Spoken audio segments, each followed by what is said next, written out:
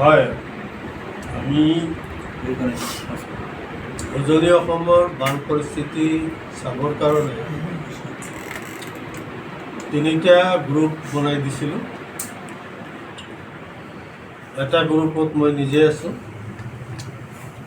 এটা গ্ৰুপত মোৰ ডেপুটি CLP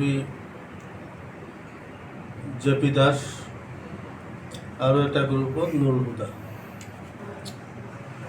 মই নিজে শিৱসাগৰ জিলা, JP দাস চৰাইদেউ ডিষ্ট্ৰিক্ট, নুৰ হুদা যোৰহাট ডিষ্ট্ৰিক্টত আমি এনেকৈ ভগাই লৈছিলোঁ।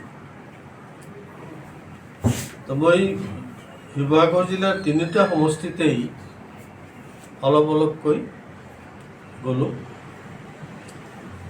শিৱসাগৰত যিটো দেখিলোঁ,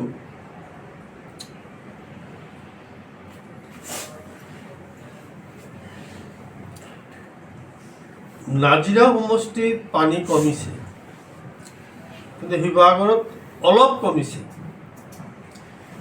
বেছি কমা নাই, কিন্তু নাজিৰা অলপ ভালেই কমিছে পানী। তাত যিটো খবৰ ল'লোঁ, ৰাইজকো লগ পালোঁ, বানপীড়িত অঞ্চলৰ মানুহখিনিকো লগ পালোঁ। চৰকাৰৰ ফালৰ পৰা যিটো ৰিলিফৰ ব্যৱস্থা কৰা হৈছে, এই ৰিলিফখিনি অকল ৰাস্তাৰ থকা মানুহখিনিয়ে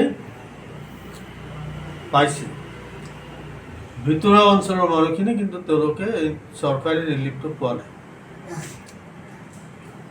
অসমৰ বিভিন্ন অঞ্চলৰ পৰা গৈ মানুহে যথেষ্ট বান সাহায্য আগবঢ়াইছে, সেইবিলাকো যথেষ্ট পাইছে। কিন্তু চৰকাৰী নিয়ম মতে ৱাৰ্ড ভিত্তিত যিবিলাক ৰিলিফ বিতৰণ কৰিব লাগিছিল তেনেকুৱা কৰা নাই। অকল ৰাস্তাত লৈ গৈছে, ৰাস্তাত যিখিনি মানুহ আগবাঢ়ি আহিব পাৰিছে তেওঁলোকে ৰিলিফ পাইছে। যিখিনি গাঁৱত সোমাই আছে, পানীৰ মাজত আবদ্ধ হৈ আছে, সেই মানুহখিনি কিন্তু এই ৰিলিফৰ পৰা বঞ্চিত হৈছে। তো গতিকে আমি চৰকাৰক আহ্বান জনাম আপোনালোকৰ জৰিয়তে, কাৰণ এই সময়ত আমি ৰাজনীতি কৰিব বিচৰা নাই। যিকোনো খবৰৰ বাবে যোগাযোগ কৰক আমাৰ এই নম্বৰত 9181 307 2221।